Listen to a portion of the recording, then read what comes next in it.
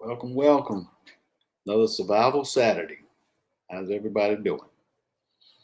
I'm your host, Ben Shooten. I'd like to shout out to Carbon Q and Ampu. They're down a little lot, under the weather today. Can't be with us. So, shout out to them and hope they get better. But today's topic, we're going to be talking about survival at its best. Things you need to know, be equipped. And I like to put out there also that if you do have an EDC bag that you carry every day, just realize that is for 12 hours. Your get home bag is 24 hours. Bug out bag is 72 hours. And SHTF bag is long term. So just know what bags you have and what their purpose is.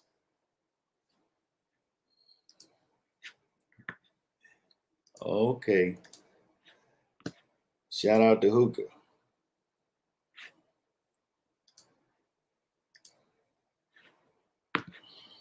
Those willing to come in, come on in.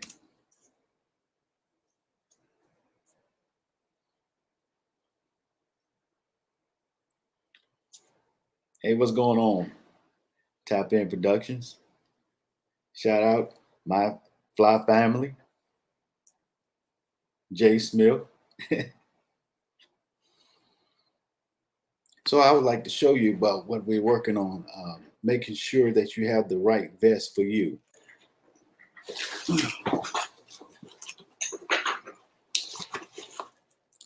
This is my go-to vest. Making sure that your plates inside your vest are rated for rifle. And also letting you know, by the way, these vests, body armor, are regulated by federal law. So those who didn't know that, that's what I found out. Hey, what's going on? How's it going? Having some technical difficulties on the day, but we made it in. How's everybody doing? Can you hear me? Yeah, I can hear you loud and clear. All right. My volume on my end's a little bit low. Sorry about that. How are you doing today? Yeah, I was just going over a few things, man, about the bags and the different hours that each bag that you carry. And you must realize that the purpose of the bag, like your EDC, your everyday carry bag, is only good for 12 hours. Yes, sir. Your get home bag is your 24-hour bag. It's not long term, but it gets you where you need to go. Your bug out bag is like a good 3-day bag. Mm-hmm. Now your SHTF bag, that's long term. That means you're ready to move out the house and ready to hit the road and find out locations, making sure that you're prepared. Okay, and I saw you had your vest there. How do you incorporate your vest, and what kind of scenarios do you see yourself, putting that vest on, and how are you carrying stuff with that? Well, when I put my vest on, I really make sure that it is weighted and you're ready to wear that vest. You just can't slap it on, and you haven't worn that vest in months or years. I'll say, just slap your vest on, get on the treadmill, get to working out with it, walk around with it, Yes, sir. Don't care what people say, hey, what's going on with that guy? Just make sure you're inundating yourself with weight. Yes, sir. Making sure you also have the right boot or shoe that can support the weight that you're carrying. Because mind you, you got that vest on, then you're gonna have a backpack. Yes, sir. That's then you're gonna have a weapon with that backpack. That's it. On top of that vest. So you're looking at a good extra 100 pounds. Yeah, I got my vest on the back of my chair here. I'm gonna pull it out in a second. Wanted to say hi to Jay Smith, that West Coast connection. R. Scott, what's up? Yeah. I see my fly family, Tap In Productions up in the house. Coy, what's good? Yeah. Yeah, TK, how you doing? Yeah, I'm kind of blind, so I gotta get up close. How's everybody doing today? Yeah. All right, yeah, so that vest is important. I don't know a lot of people spend time on that, but for me, being in the military, that vest can, make or break you a lot of times. I also have multiple belts. I'll start out with like my belt, and some of the reasons why I have belts, set up and ready to go. Oh yeah. Especially for the brothers, it's a little bit easier because we have belts and belt loops and pants. So for the sisters, we have to find some other solutions. They do have some gear that's out there that has those things that are kind of fashionable that you can use, definitely. So Yeah. I have multiple belts that I use. I like the Blue Alpha Gear belts. This is more of like a dress belt Your battle right belt. here.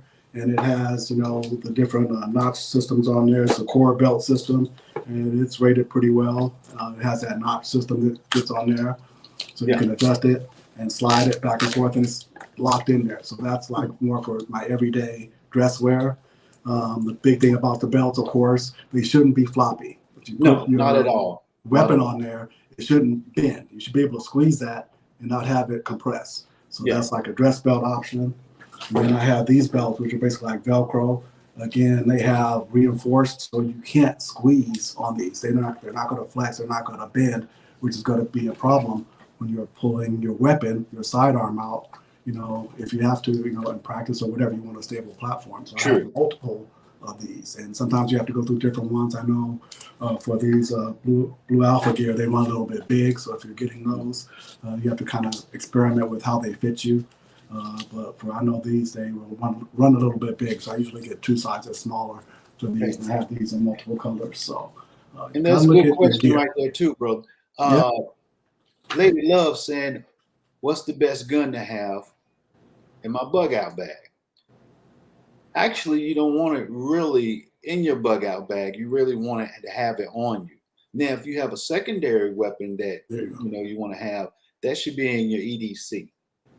But in your bug out bag, it should be just ammo and magazines. That's what you should have. I agree 100%. You should be carried. I am a proponent, this is my opinion, of carrying everywhere all the time. I'm sitting in the chair in my gun room and I'm carrying right now. So if somebody comes to the house, I'm prepared, and I have my son, he's also prepared as well. He knows I just did a drill this morning, busted in his room, boom, started making a lot of noise. Like, where do you go? Things like that. I go in the closet, that's a good one. grab the 22, I stay in the closet, and then we have a key phrase or keyword, and he knows if somebody comes to that room, they don't use that key phrase or keyword, you start shooting. So we did a practice this morning. But best weapon, I think it's, whatever one you're carrying, you should always be carrying that and practicing with it as well. So again, practice with the gear that you have. All these belts, I put them on, I try to practice, I go to the range and do my practice with them. So you got to practice with what you have. So, and some of the stuff works and some of it doesn't. So everything I bought, has it been 100% the best thing? No, and I find out through that practice. So I think that's really important. But I got a question for you. You feel comfortable with a lot of stuff that you have already because you've broken it in, right? Yeah, most definitely. I mean, I wouldn't feel comfortable with it. Yeah. And I'm always going through manual of arms, any weapon that I pick up, any gear I pick up, I'm always trying to do it. One of the things I've been carrying a lot more recently, making sure I have in multiple places, is this, capsaicin, this spray, so that you can, in non-deadly type situations, whether it's a dog and a person, this is something that I always carry and always have it in my hand. If I'm taking out the trash, I have this in my hand ready to go. So in women, again, this is something I would recommend you have at the ready and practice on using it. Go outside, make sure you're not facing the wind, otherwise you're going to get it blown back in your face. But see what kind of spray stream this generates. A lot of them may say like 15 yards. You go outside, you're spraying in the same direction and spraying it down at the grass or the ground. It may only be, 5 feet. So you have to take that and know what it does when you have it. So again, comfortable with your gear. You have to practice with it. So, but I find myself using this a lot of times. Just keep using it more and more, having one in my car, having one on my bag, having one, in my other multiple bags. So, and it's a relatively cheap and inexpensive thing. So I think, being comfortable with your gear, is I agree with you. I agree one of the things like with gloves. That was one of the things I was thinking about when I'm being comfortable with your gear. If you have gloves, you have to practice with the gloves on. You can't, if you have a situation where you put them on, now you're trying to fumble with the trigger and this and that, and you've never done it, practice with your gear. So, and I recommend people have gloves, especially for AKs, because AKs like to cut you. So, make sure you have, your gear. And again, put it on, see if it works. If it doesn't, throw them out, try something else, Yeah, So, that's true. If you can right. load a magazine with them, Yeah. you stand. If you can't, and another thing for people out there, those who don't feel comfortable with that magazine, a lot of you people saying, "Hey, that magazine's digging on the side. What can I wear?" Well, here's the one There you for the go. waist. This right here, and it's on Amazon, and it's a lifetime warranty. This is my second one because the Velcro on the first one started giving away, but now this here is concealed to carry, and this goes around your stomach, not below, but around. You know what I'm saying? So this is a real good quality, and it stretches. So just to let people know. Shout out to House of Seeds. How you doing today? Yeah. Yeah, Shout so out to E that's Money. again trying that gear, getting comfortable with it. There's so much gear out there. You just have to kind of do your research, like we say with everything else. Do your research and try it out. We try these different things. We may recommend them, like these Neo Mags. I love this. So when I have my EDC, I have it on. If I don't want to, have it on my belt, I can put this in my pocket. It's magnetic. It attaches to multiple mags. You put it in there and you slip it in your pocket. But then you have to practice with withdrawing that from your pocket in a ready position, index. So now it's up and ready, and you're boom, ready to go. So again, get the gear. There's gear out there, there's solutions for everything. And this conceals really easily. When it's in your pocket, you don't see it. But if you don't practice using it, when a push comes to shove situation, you may find yourself at a disadvantage, in a serious disadvantage. So get that gear, try different things and use what works for you. Something that this may work for one person, may not work for you, but you don't know until you try. So, get that gear, get that training, get that practice in. And then, just because, get training, you have to practice what you learn. So it's like, again, I like to use that martial arts analogy. Basic form number one. Can you do the basics? Can you get, go through the simple steps from one to whatever and do those efficiently? If not, step back a little bit. Don't try to advance before you learn basic form number one. So that's very important. A lot of people are in a rush to, I gotta do that. I want to do this. I want to do basics. Go a long way. Yeah. And R. Scott has a good question. He asked, where is a good place to purchase gas masks? R. Scott, I will stop at mirrorsafety.com. That's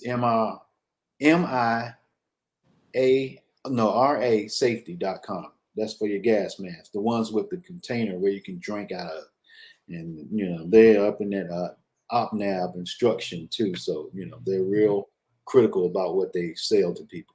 That's something definitely I've just, relatively recently, started, upping my game on because, for whatever reason, you don't think those situations are anywhere possibly near of happening. So as we see, things change quickly. So having a gas mask is something that you may have to use for multiple situations, whether it's wildfires, whether it's, somebody putting in some type of agent into your home or this, that, and the other. So you have to think about those situations and be prepared and don't panic. Just like with this situation with China, you don't want to panic and say, "Oh my God!" What? You just want to be calm, assess where you are, and then move accordingly from there. So staying calm, keeping your head, keeping your wits is the first thing. Know that you're not ready, and then the next logical step is get ready. So that's important. I was gonna look at my vest real quick. I'm gonna pick this up from the back of my chair. Go ahead. Go ahead. Let me go back While here. waiting on that, shout out again to Carbon Q and Ampu. Hope they get better. Okay. There we go. So this is my ready vest. I don't know if everybody can see it. I'll hold it up, and it is heavy. It is very heavy, as a matter of fact. So this is what I've been shooting, got me on the game to get on your treadmill and train your vest. So I put this vest on, which is very heavy. On the back of it here, you see my emergency med pack. This is for if I go down, people are dragging me face down through the mud. They have something they can start working with me on. You unzip it. You have all your gear in there, of course. A tourniquet is one of the biggest things that you have in there. So you unzip that and you want to practice using that equipment, using that tourniquet, putting it on yourself. I've been thinking about making a video. I think I'm going to go ahead and start making a couple videos but tourniquet use is extremely important. So this is the back of it. I have all my extra webbing taped because you don't want it hanging all over the place. But if you have to adjust it, you have it taped up. This is going to be the front of it here. Just turn it around. Okay, initially, again, another tourniquet. Say what? You need 2 tourniquets? What if you get shot twice? What if somebody else gets shot? So multiple gear, multiple places is what I have. Here is my compass, ready, easy to go. I can take it in and out and strap up high where I can get it. And of course, here's my communication device right here. I don't know if you guys can see it right there. That's my communication device, my bow-flying radio. Moving on down, I have my phone communication device for here. So I have multiple phones. I have one that's online, one that's not offline. I'll throw that in there. It's protected. I'll go to the other side over here. Let's see. Let's start with the ammo. So up front, I have my 9mm, sitting here, ready to go. I have 1, 2, 3 of those. One's actually in the gun. I don't have it in here, but I have 3 slots for that. 2 are filled and preloaded. I have my shotgun rounds, different varying loads out of there. So I have my fragmented slugs there. I have my number 4 buck. And then I have my hunting. I have a bird load, which I can also use. So I have those up front. Around to the side. I have my gear, which includes my Leatherman, my emergency my flashlight, and I have a medic, a knife that I have in there as well. I can throw a couple of other things in there. And here's my bag of fun. That's my shotgun shells. So if I run out of ammo on the weapon, I open that up. I just start reaching in, pulling ammo out, and loading it as you go. So extra ammo there. We'll go down to the other side real quick. I have 2 preloaded mags. This is my AR-15 mags that I have there. Those are loaded, ready to go. And then over here, I have my Leatherman, another Leatherman in here. So my tools I need are close at hand. And so if something goes down that's serious where I'm going to have to be out and about, I'm putting this on there. Multiple loads, multiple ammunitions, ready to go. It is heavy. I should have weighed it to see how much it weighs, but it's fairly comprehensive. So I feel comfortable in putting this on relatively quickly and getting out on the road. And I use it in conjunction with the belt system too. Belt, like a light everyday belt. So real quick, that's my medium belt. This is a light belt. All it is inside the waistband configuration. Again, it's an alpha gear. So quick on, quick off. Inside the weight belt, inside the waistband holder, and 1 extra magazine that I have. I just throw it in there, put that on. I'm ready to go. Have that on my desk there on the side. And this is a little bit more comprehensive. I call this a medium belt. It has that super heavy duty. I think it rates out to 1,500-pound belt loop, so you can use this also to pull gear and stuff like that. This is another alpha gear, but with that extreme locking system. And then on there again, I have 2 quick detach. This is quick detach, so I can take this from one belt to another. For my magazines, 9mm.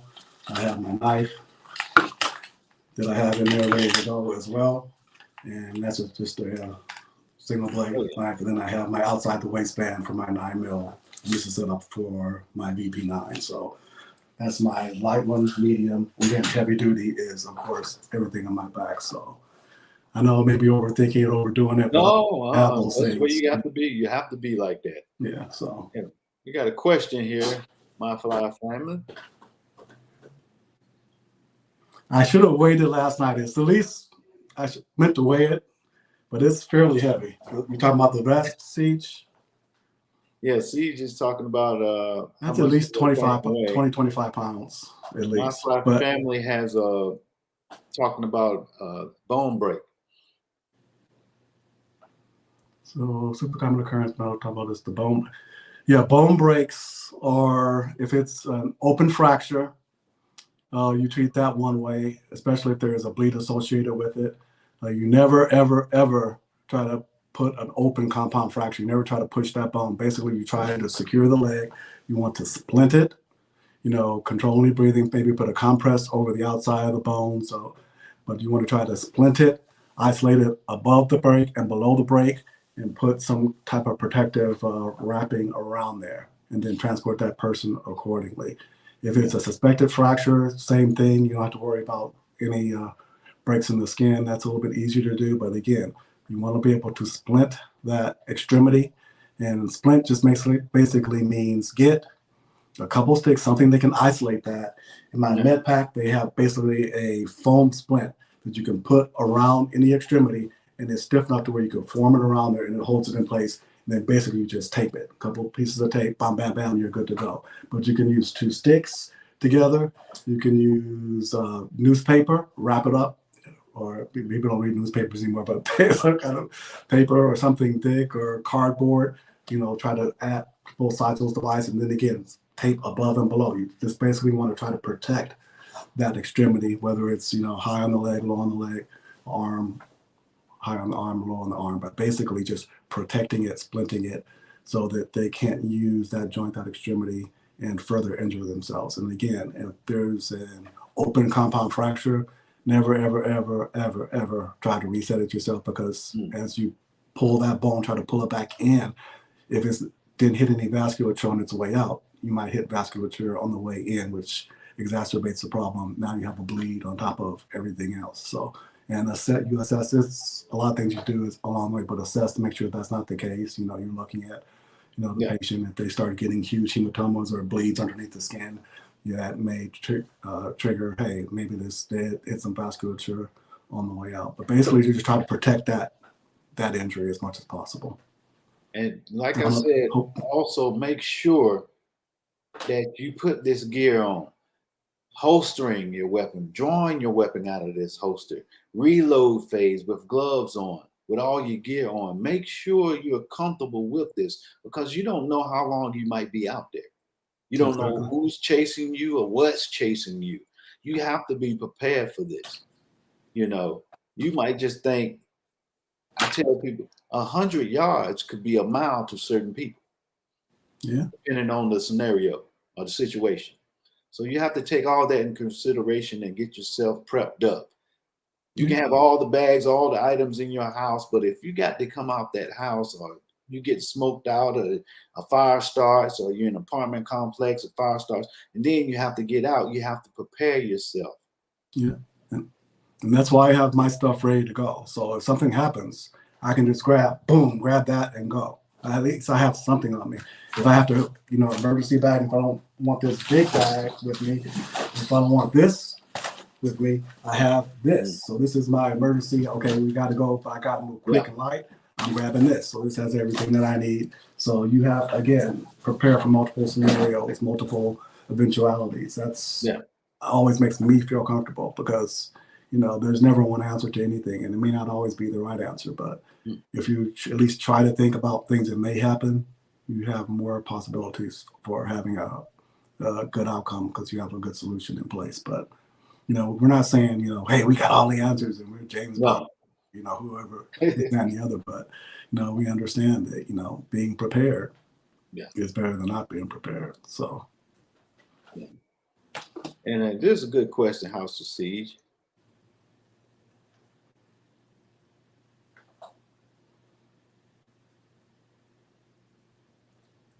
Yes, you have to be in that zone. Yeah, and that's why I get on my treadmill. I put that vest on. I think it is close to 30 pounds. Put that thing on. I'll get one of my rifles or my shotgun. I'll put that, and just start walking. And I try to do my 2 to 3. And I'm trying to work up to 5 miles. And I'm trying to work up to 5 miles, at a good pace, because you may have to bug out faster if people are after you. So, we have to start, thinking about those things. And at worst, you get in shape. That's the worst case. And please, we iterate this. We please don't shortchange yourself. This is your life. So if this stuff costs money, just realize it's for your life. It's for survival. It's not Gucci. This is for your life. Exactly. You have to realize that. So make sure you take care of those dogs, what we call feet. Yep. And if you're a caregiver, boots and shoes. Yeah, you're responsible for somebody else. That puts it even at an even higher priority, because if you have kids or family members or loved ones, you want to make sure that they're okay. And if you're not ready, you're not prepared, how are you going to help somebody else? So it's it's nice to be able to go out and buy the gear, but again, you got to know how to use it, be ready to use it, be in the right mindset. to use it. So again, it's just, just lets you sleep a little bit better at night, hopefully, because hey, I'm ready for this. So that's just how I look at it. Quality over quantity.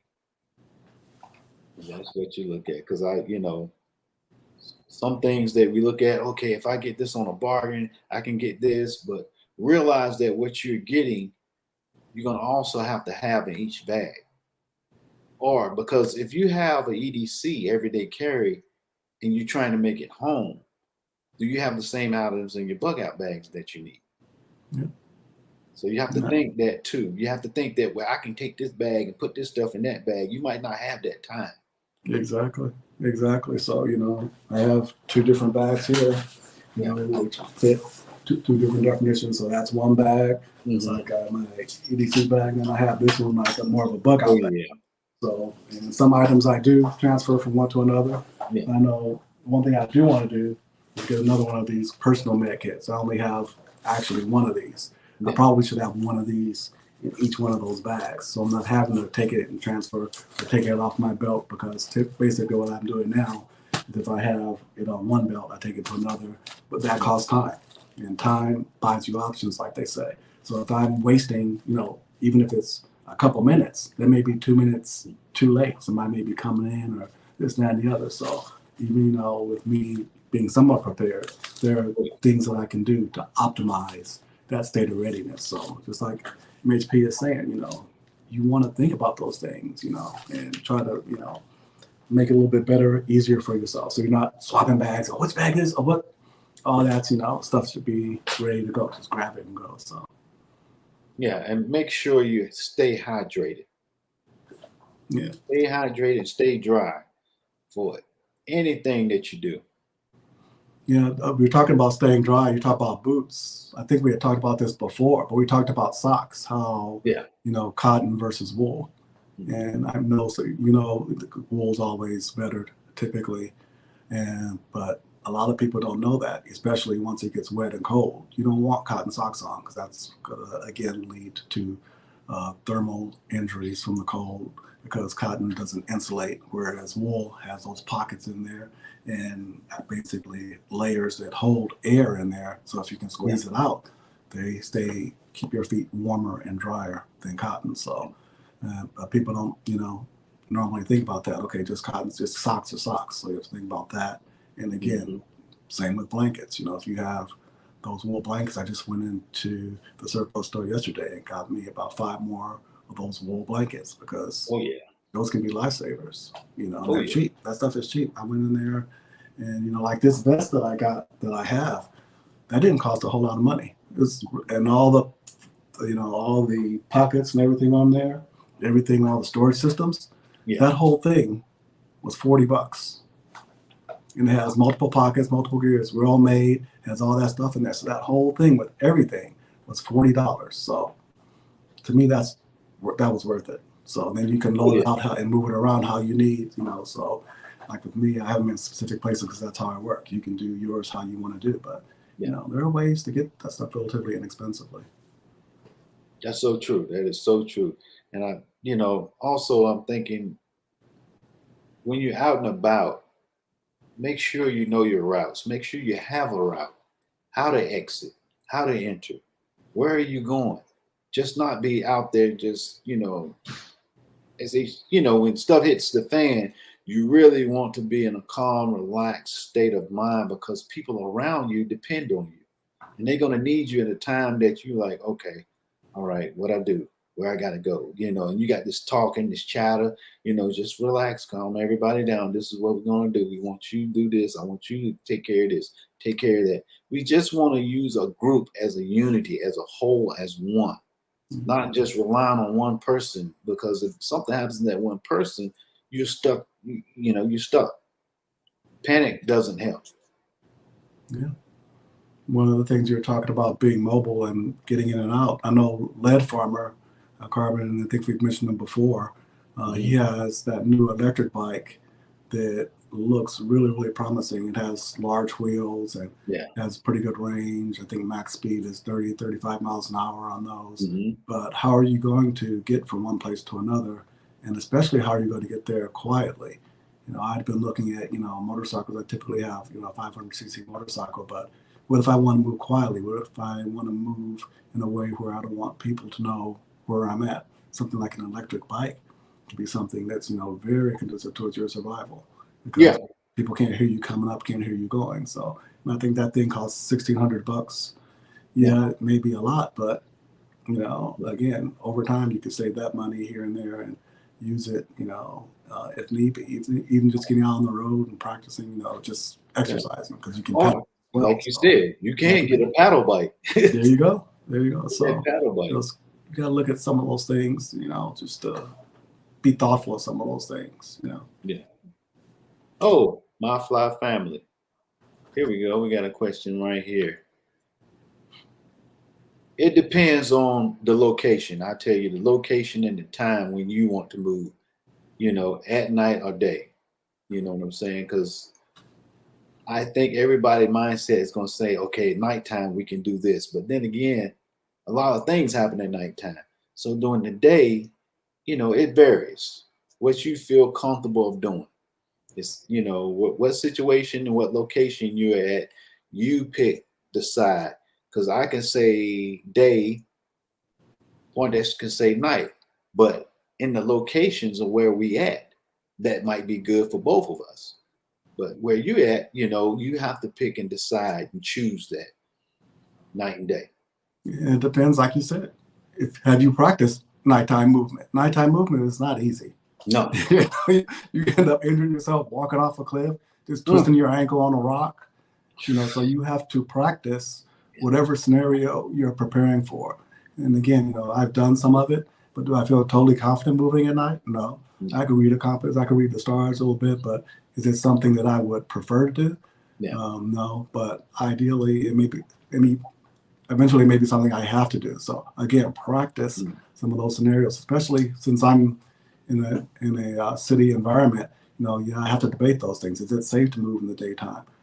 Probably it may not be. So I may be forced to move at night in that situation. Whereas once I get to my first rally point, which is much more rural, like I said, 50% of forest coverage in that area, I can move in the daytime a little bit more in a clandestine way. So you have to look at your situation and then again, do your research and prepare for that situation. So it depends, but you have to practice both, because you may be forced into that situation. And again, when you're forced into it and have never done it, that's when usually bad things happen. So that's a good question and a good thing people should be, thinking about. Put it in your mind. Hey.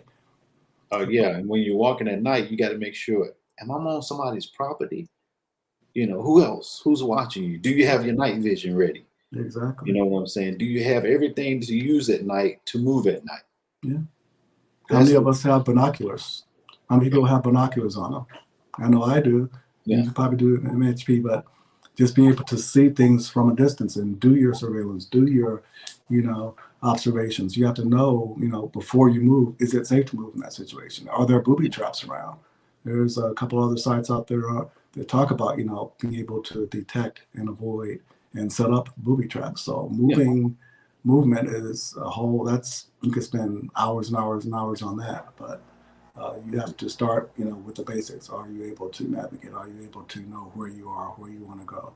And if, like I'm saying, if you're out and about and staying at a family member's home and this event occurs, make sure you have passwords or code words when people call. Exactly. You know what I'm saying? Saying that somebody's in your house been abducted.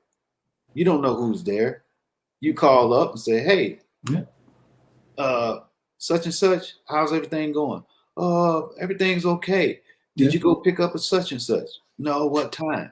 Yeah. 3:00, that means 3 people are there. Exactly. Now, if the time is not in there, you say, okay, 6:00, she's gonna, if you can get her in 3 hours or, how many, that way you giving people, the notification, how many people you have in there that's around the area. So that way, make sure You got to have that OPSEC, man. I mean, communications, that's part of your communications plan. Operational security is huge. So anytime you're even in a casual conversation, you're using those keywords, those code words. I don't know phone device, keywords, codewords, especially if you don't have eyes on that person.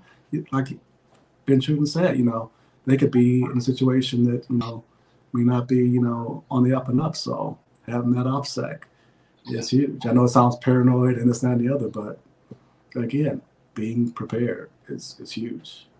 Yeah, always, always have preparation for what you want to do, a plan, execute it.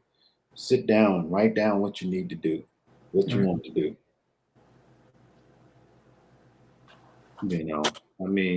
What's going on, Norwood? Yeah. So yeah, things like that you want to keep yourself and make sure Good. that What's up? you're comfortable with what you have. Because I can tell a lot of people make sure you have your weapons that you want to use on a daily basis. Not because it looks good. You need something to feel good. That's the point. Yeah. That is the main point. For my son, this, like he's again just recently gotten into the firearms, and he asks a lot of questions and this, that, and the other. And I don't pick those weapons for him. I just, say, hey, give him the safety on them and how to use them, and then he picks. So I think it's important that I think it was pointed out by Tactical Tangerine, especially for your partners. The men should not be picking those weapons for them. You should let them pick them and feel comfortable with them, and be able to use them, in an efficient way. Because I know what works for me, but I can't pick, for my son or for my spouse or whatever. So you need to, sometimes let that ego get out of the way, and let them, be, find their own way, So that's very important. Yeah, and like I said, I be slipping sometimes. I got to get out there with the family and start pitching a tent, doing something. Wait, pause, like son. this. Pause, son. No, I'm sorry. I know what you meant. But yeah, those skills are important. Yeah. Putting up a tent. I have a tent over there, and I don't think that my son has ever put that thing up. So that's something I'm negligent on. What if I'm busy having to do something else? I'm doing, security or whatever else. But we need to have that tent up before it gets dark. You should be able to do that. So yeah, that's important. Yeah. You want let's see what we have here. Oh, okay. Big hedge. It must be senior citizens night. Oh, okay. Yeah, that's a good one too. Stay off the road, but near the roads. Yeah, that's also a good thing too. But what you want to do. Senior citizens night. Hey. Yeah. Hey, everybody doesn't get to be old, right? So yeah, that's so I have true. no complaints. Well, yeah, just make sure you have those passwords written down and change those passwords with the person that you feel comfortable that's in your group. Making sure you know who's what, when, and where is your patterns that you do. That's part of Survival Saturday also, and your survival in your life too. What we got here? Who's going on? What's going on? Okay, we're going to set out for the comments. Anybody would like to come in and join us? Right here. People share your expertise, your experiences, your questions. Come on, get online. Let's chop it up. See, where people are at, what they're thinking about. Because MHP and I have a certain experience. Everybody has their own individual experience, but we learn from everybody. I know every time I talk to somebody, I'm learning something else, something new that I didn't think about it from that perspective. So we want to hear what your thoughts, opinions, experiences are. Because we're all at different places on that road. So it all goes towards the good, towards, making us all, a little bit more prepared, because that's what's important at the end of the day. We want a group of people who are prepared, who are ready, who are, good to go, because, the movies again show Rambo out there, killing a whole army and surviving and coming out from under the water with a knife in his mouth. And that's not realistic, people. You need people, you got to sleep sometime. Who's going to, watch your back while you sleep? You might get injured. You might get sick. We saw this weekend, shout out to Carbon, and everybody else who's been sick over the last week. But, we have to, have people who have our back. And you Yeah. have to have people who are prepared to help you out and who you're prepared to help out, because that's what the community is about. That's what, humanity is about, helping each other. So Yeah, again, that's it's so not true. about being Rambo out there, doing all that crazy stuff. So And make sure you also check your local mom and pop's store for shin guards, the metal shin guards. You have those for the snake bite shin guards, but the metal shin guards, in case you come across a bear trap or a fox trap or whatever, you don't really want to step in that thing and catch your leg. Make sure you have your guards on. yeah, Rambo's See real. Yeah, he is real. He's real. What am I what do you thinking? mean? Hookah Here is you Hookah go, in right here? here. Is Hookah on mine? See that Rambo's real? Yeah, he's real, isn't it? Isn't all that stuff on camera real? Yeah. Yeah, some of it. But you know what's, if you look at some of his movies, you look at the way he survived, what he Yeah, was this. doing. Yeah, Not the shooting and running and hooting and hollering and stabbing. Check out what is he doing? How is he making that fire? yeah. He He has got some on that degree, poncho. some grains of knowledge in there, like how you set a trap, how you set a tripwire, how do you do this, that, and the Yeah. other. So he has some of that in there, and that's good knowledge to have, because again, if you're out there, you want to be able to do some of those things, but how long can you do it? You know. House of Siege, what I was talking about, you want to have those shin guards. So that way, when you're walking in the woods, you don't come across a trap and step on it. Those shin guards prevent that bear trap entering your flesh or breaking your bone. Make sure you get those. They have them. They have them at hunting store. Any hunting store you can go in, and if they don't say we don't carry them, can I order them?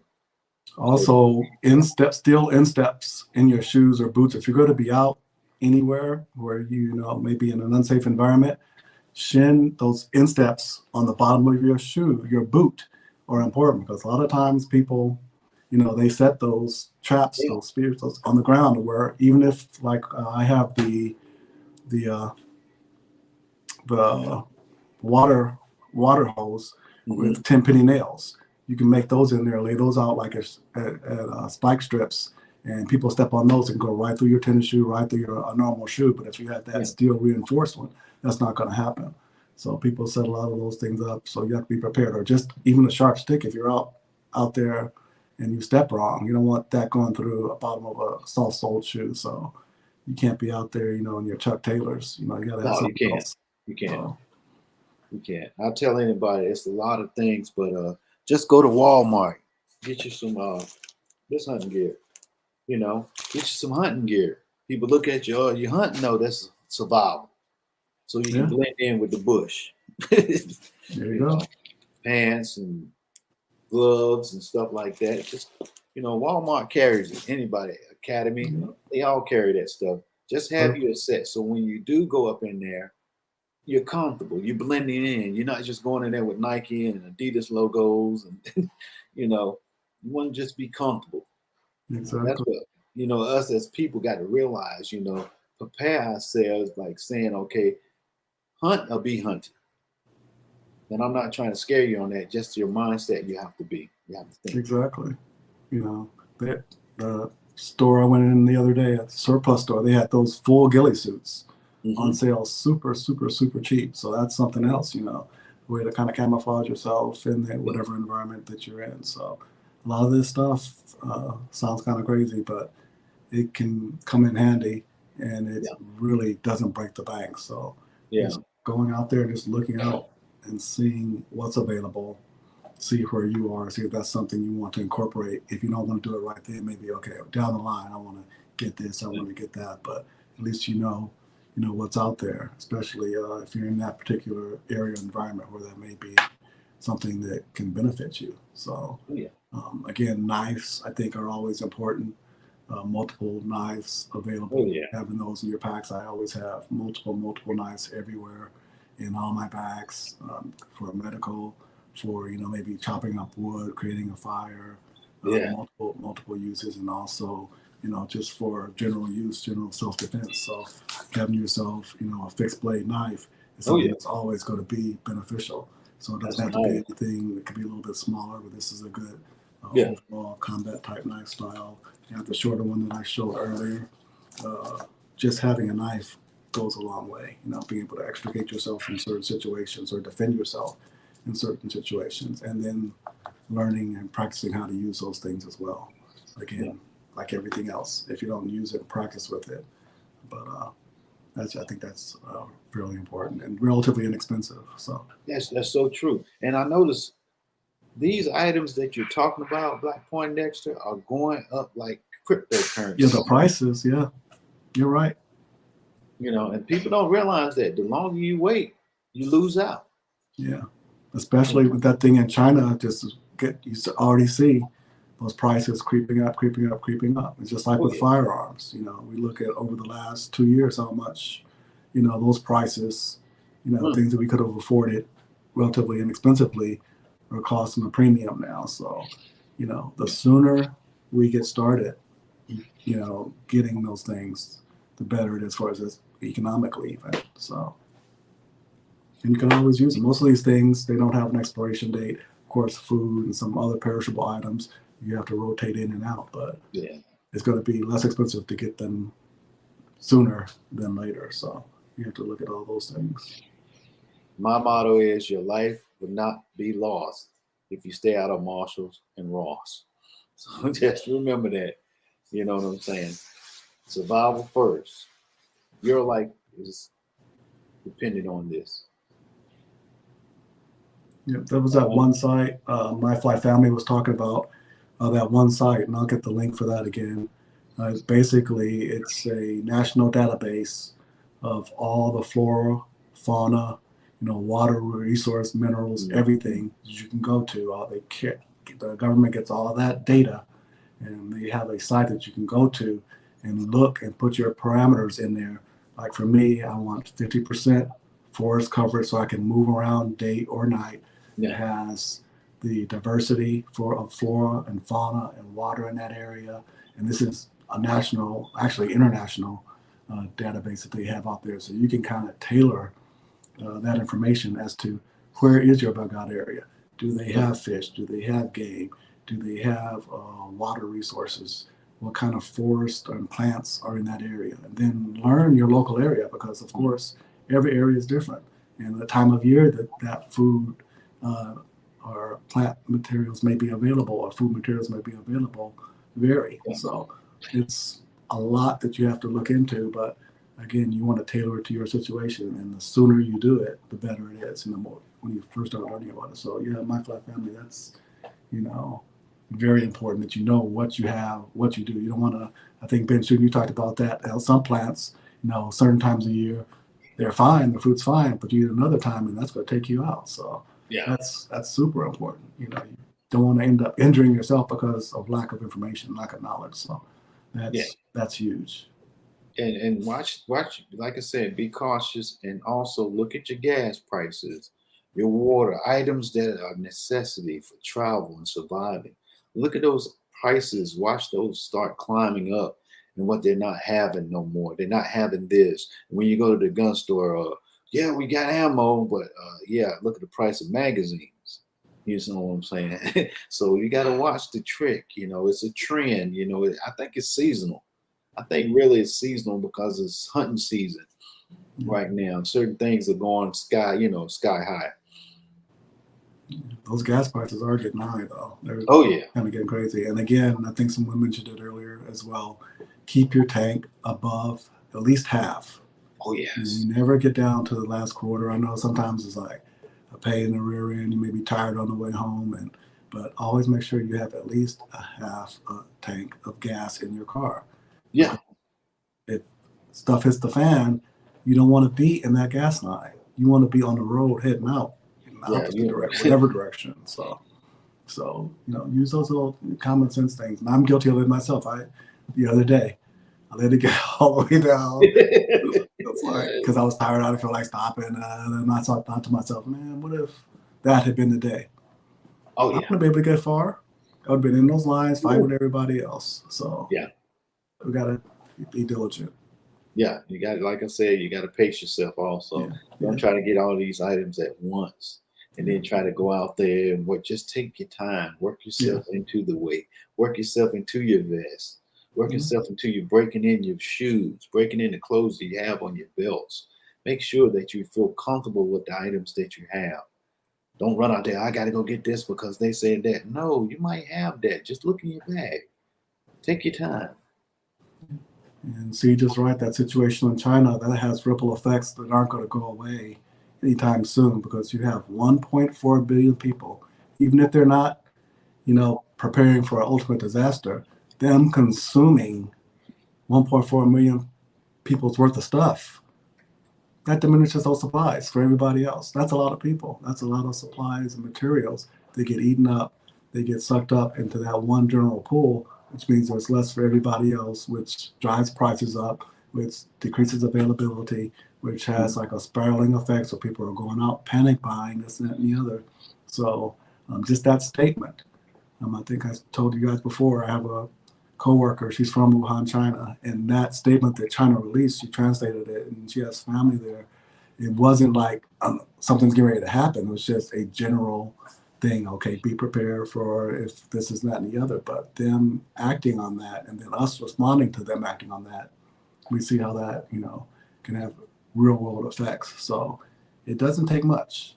No. It doesn't take much at all. So it sounds like we're preparing for an asteroid to hit. Well, that may not happen for another 2 to 5 billion years, but we see the effects right now of just a Mhm. statement that the Yeah. Chinese government made. Oh yeah. Yeah. It's they put their statements out. We're the ones that get it the last minute. You wake Yeah, up. yeah, What's going on? People yeah. panicking and running. And that's a government strategy. It's like they have these high level meetings, and do you tell somebody the end of the world is coming? Well, probably not, because that's going to create more chaos, make it harder for them to get to where they need to do, make it harder for them to manage things. So if something like that was really going to happen, we probably wouldn't have any idea unless somebody leaked it or Yeah. to the last minute. So Yeah. that's just how things tend to work in those situations. Just keep moving. Keep it moving. Yeah. Don't pause. Don't stop because what you see on the news. Sometimes just turn that news off and just relax and go with your conscience. Your inners. These here, what's in between these ears, will save your life. Yeah. If you And that's got a that, survival strategy right there, MHP. You talk about, survival, just mentally keeping your mental health, keeping your spiritual health in check. If you're oh yeah, constantly seeing that negative, crazy mess every day, all day, that's going to start affecting you. You're going to start acting crazy. You're going to start feeling depressed. You're going to start feeling, well, why should I do anything? I should just give up. yeah, So that's very important. That's a good point, MHP. You yeah, got to keep this. That's what makes or breaks you most times. That yeah, mental capability, just mentally prepared. So that's yeah. excellent. And that's also I tell a lot of people too. When things do hit the fan, you're already prepared. It's what you're gonna do next. Make sure that you know what's best for you. Mhm. Because we can tell you anything, but that's why we like supporting our chat and the people in the comments because we're learning stuff too. We're Exactly. listening, literally looking at your questions and saying, "Hey, that's not bad." Yeah. Yeah, and like you're saying about the plants and what you need to eat, the wrong stuff. Pack according to what you can carry. Don't be out there with jugs and milks and bread and cereal and Captain Crunch. No Captain Crunch. No, well, you can if you can. You can in a Ziploc bag, but don't go out there with the box. You know what I'm saying? No, You know, I'm joking. I'm joking. don't be That is somebody. one of my favorites, though, low key. Yeah, in the scenario of panic, they always got that one guy with that TV. The Yeah. power's been out for 2 weeks. He's Yeah. running down the street with a There TV. you Like, go. There you go. what are you gonna do with that? You know. So people are gonna do that. It's just like a Black Friday scenario. Yeah. Just grabbing everything, Yeah. just carrying everything, stuff they can't even use. Yeah. Yeah. Yeah. And so, just take your time and just relax and be yourself and stay mentally aware Yeah. and physically aware. Yeah. Know yourself. Know Yeah. what your weaknesses are. Know what your strengths are, and, move on those. Everybody's not everything. We all have our unique gifts and talents and abilities. And Yeah. again, that actually strengthens a community. If you have everybody that has those, you can start bringing those pieces together, for the good of everybody. So again, it's important, we work and share that information, share that knowledge, and, just try to make it so, we all can get through a situation, because what good is it if you're the last man or woman on earth? That's not cool. So No, and see, that's one thing people look at, because Hollywood paints a picture and yeah, that narrative's in your head, and you just thinking like, would I be like Will Smith? yeah, You know what I'm saying? I'm gonna be like, what's his name, Tom Hanks on the island? You know, yeah, nah, it's not gonna be yeah. nothing like No, that. But you want to prepare yourself because you hear people talking at gun range and be like, yeah, man, it's gonna be like Walking Dead, and you got to get a machete and no, that's what you wanted to happen, but it's not yeah. gonna go that route. So my machete over here is no good. I don't need No, it. no, yeah, it's good, but wait for zombies. There you go. You're gonna be using that on more live people than dead people. There you go. That's what. Yeah. Yeah, that's the most dangerous. Dangerous situation. Typically, are human beings. Is Oh man. Ace from BK. What's good? Yeah. There Brooklyn you in go. the house. Smitty has something right here. What is it? I never understood that. The world going. Okay. Yeah.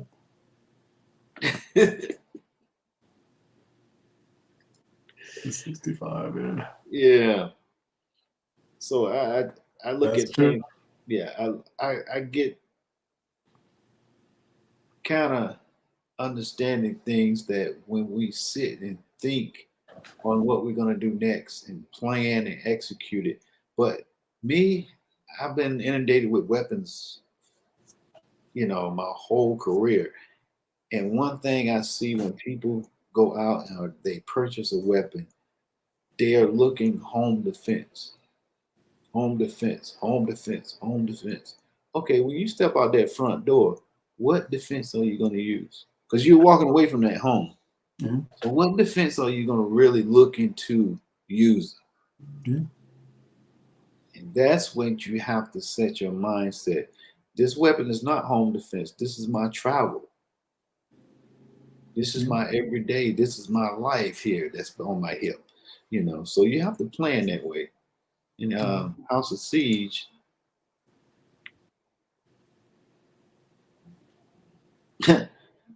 when SHTF hits the fan, when stupid people come out to play stupid games. And that's the True. thing. And That's that's so the true. thing.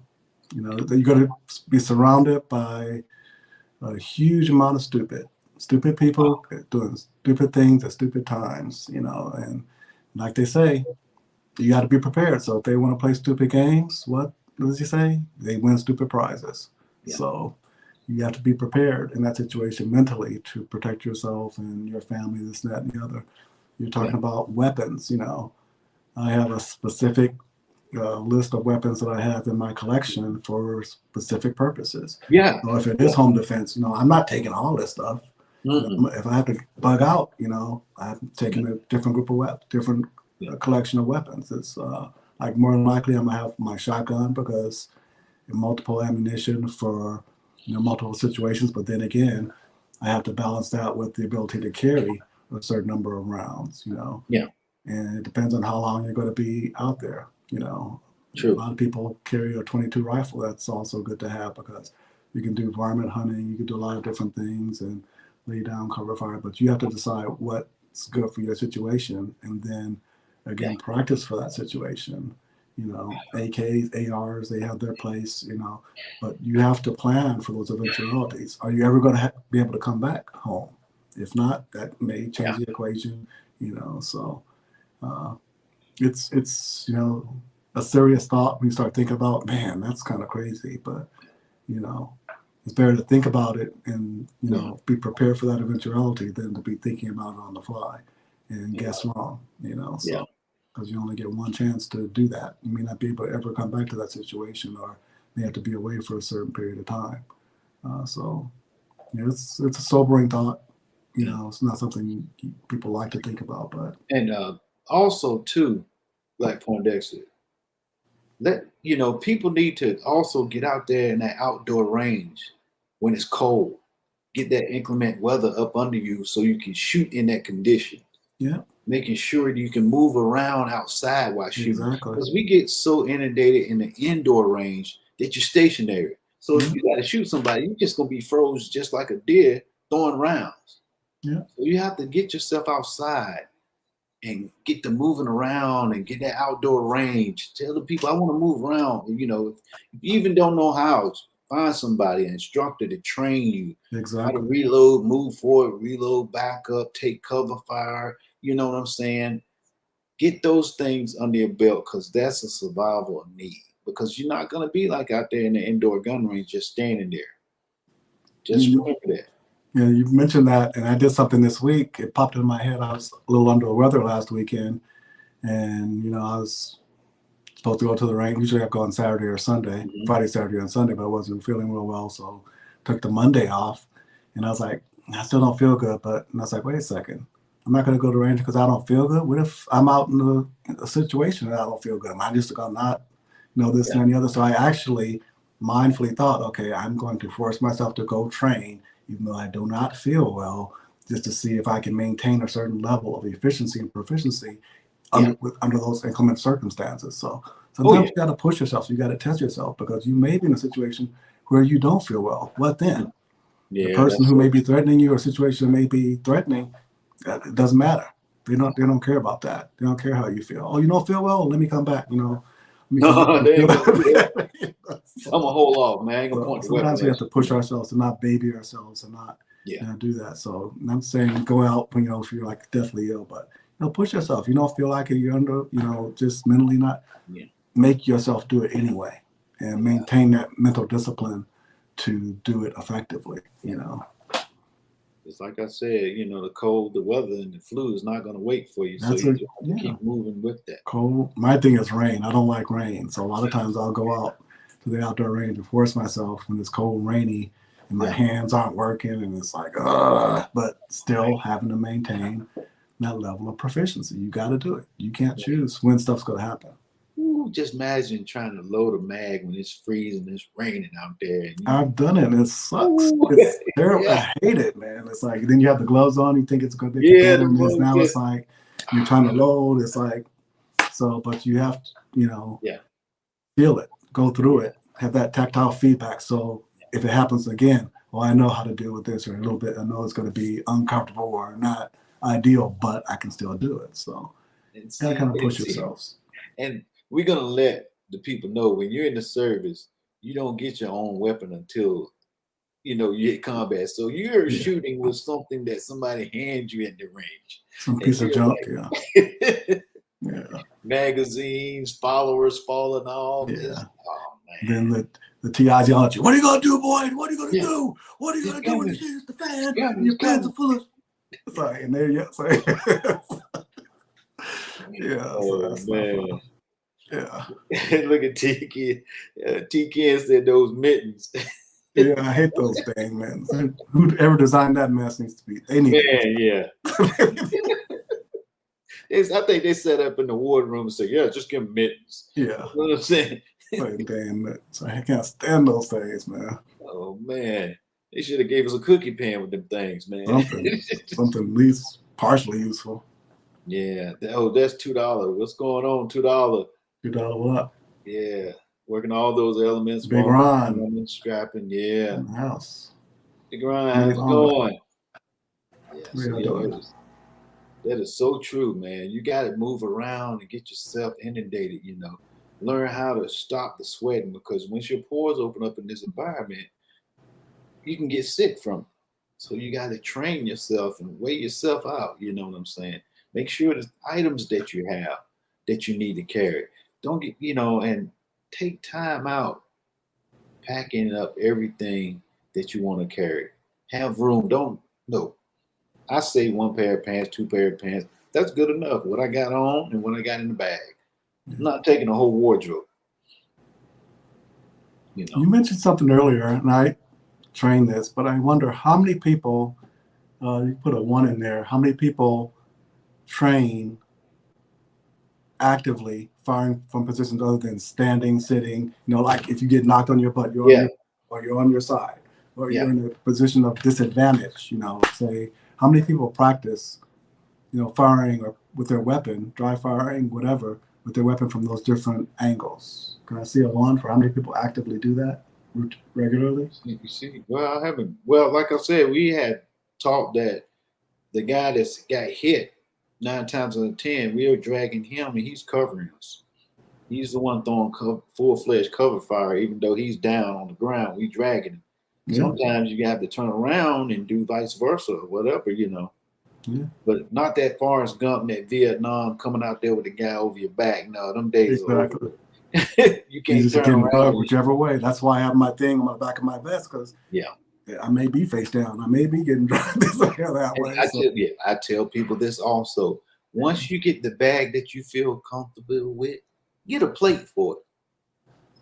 So you can double that plate. Put a plate in there. So you can have that. You don't have that worry. and the price point have been coming down on a lot of that Yeah. ballistic gear.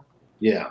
So I'm not sure, and I haven't been back in the last couple of weeks. I don't know if those are being pressured upward because of everything else that's going on. But get you some level 3, even if it's not 3A or 3 plus. Get you some level 3 armor. It's fairly inexpensive. Stops a lot of rounds.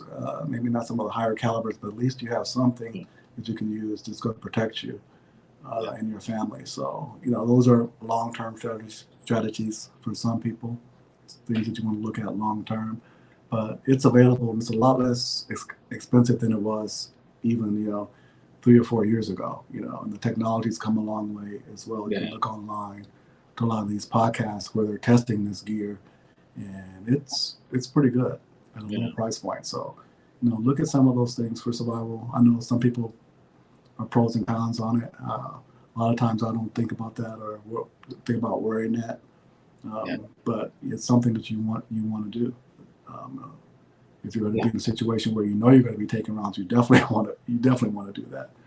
Yeah. And House of Siege, what I originally was a gunner's mate, and then I became a SAMI, a small arms marksman instructor, and then ran a gun range, ran a lot of things I did on the range, how to train people. Then I went to combat logistics, started working with Naval Expeditionary Combat Command Special Operations, and yeah, we went through a lot of drills and training and stuff that you would just imagine. It's SEER training is another level, and there are levels above SEER training once you get out and start working with private contracting, and background is never ending. So I just got away from that, pushed myself away from that, and got into cybersecurity. And now I'm with the 2K community, with y'all now, just here willing to help. So, any questions, me and Black Dexter here. G-Ken also in here. And salute to all our Veterans Day is coming up. So salute to all the veterans. As for some reason, I thought that more people have been in the military, but I think they said it's only 7% of the people in the United States have actively served in the military. So salute to those 7% that go out there and serve. Yeah, that's and that's another thing also that we're trying to teach in this Survival Saturday, to give everybody what we had learned. Just pour it on and just inundate you with y'all need, because y'all civilians, like I said, me and Poindexter were civilians before we joined. And right now, y'all blessed with the items y'all get. You go in a gun range, you can pick and choose and customize a weapon of your choice. Well, Uncle Sam, they just hand you something out the back of the truck and you be like, make it work. So. Okay, there you go. Yeah, so $2, getting back to training.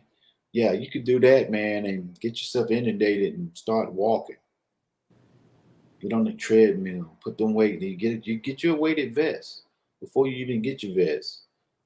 Ride with it, drive with it. You know what I'm saying? I tell a lot of people, make sure you got the holster that you feel comfortable now for sitting down. So if you got in a drive with that holster on your side, get you a leather one. Get you Yeah. a cloth one, you know what I'm saying? And That goes a long way. I walk around my house with my vest on or my holsters on yeah, and try to see what I'm bumping into when I'm, whether it's yeah, us digging in where it's not comfortable. yeah, And it's trial and error on a lot of that stuff. You can yeah. look at it online or somebody could tell you, but everybody's body's different. Everybody's, ergonomics are a little bit different. So And look at $2 saying, I'm weighted already. We all are, brother. We all are. So, that's funny. yeah. See, he says, oh, this one right here, my fly family. That's a good question. Sound hella crazy, but can anyone in the line deliver a baby? If need be. I actually delivered my youngest daughter. Oh, congratulations. We were in the hospital and her mother was like, the baby's coming. Well, first she was like, the nurse came in and went out. She said, you're only 5 centimeters. So the nurse went out. And then all of a sudden, like 5 minutes later, she's like, the baby's coming. I'm like, no, she just yada, yada, yada, yada. I said, no, the baby's coming. And she just checked you. It's not going to be, the baby's coming. And like exorcist voice. So I looked under, the sheet and the baby was crowning.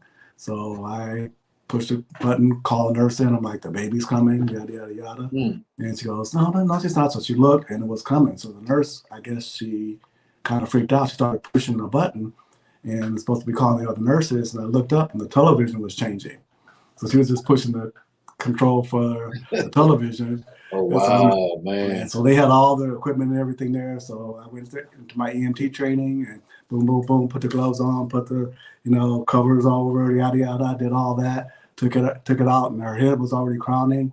But then I saw the umbilical cord was around the neck. So I got the 2 fingers. I told her not to push, took the 2 fingers, put her head down, take them up from around her neck. Okay, go ahead and push. But then her shoulder was there. So I had to rotate her so her shoulder wouldn't be hitting hitting the bone there, and got her out, took her out, warmed her up, cut the umbilical cord, put the 2 things on there and cut the umbilical cord and delivered the baby. And the doctor came in an hour later and was like, what do you guys need me for? So wow, that's amazing, man. The only thing they you give got to be us able to do it. And it's not that, people have been doing it for thousands of years. Yeah. And I always tell my daughter, I brought you in this world. Congratulations, man.